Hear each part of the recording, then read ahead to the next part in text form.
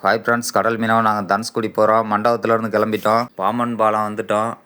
பாம்பன் பாலத்தில் போயிட்டுருக்கோம் பாருங்கள். இப்போ ராமேஸ்வரம் பஸ் ஸ்டாண்டு நெருக்கிட்டோமுங்க. இதுதான் திட்டக்குடி முக்கு. தனுஷ்கோடிக்கு உள்ளே போகிற வழிங்க இது.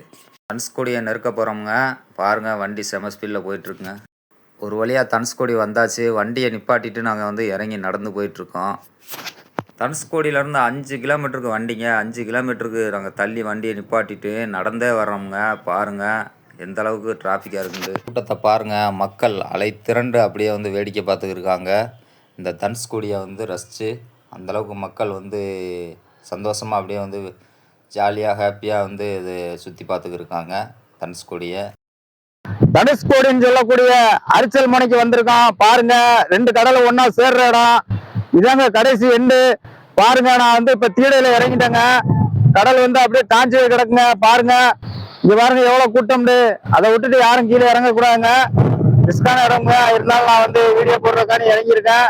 நண்பர்கள் கூட வந்தவங்க இவங்கெல்லாம் மீனவ நண்பர்கள் எல்லாரும். இந்த கடைகளில் அழகு சாதன பொருட்கள் தாங்க அதிகம். அது என்னென்ன பொருள்னா, கடல்லேருந்து எடுக்கக்கூடிய சங்கு, அந்த முத்து, இந்த பாசி, இதெல்லாம் வீட்டில் உபயோகப்படுத்துவாங்க. வாசலில் அழகுக்கு மாட்டுவாங்க. அந்த சங்குலாம் அழகுக்கு வைப்பாங்க. இவங்க எல்லாரும் நம்ம கூட வந்த மீனவர் நண்பர்கள். கடல் மீனவர் நன்றிங்க.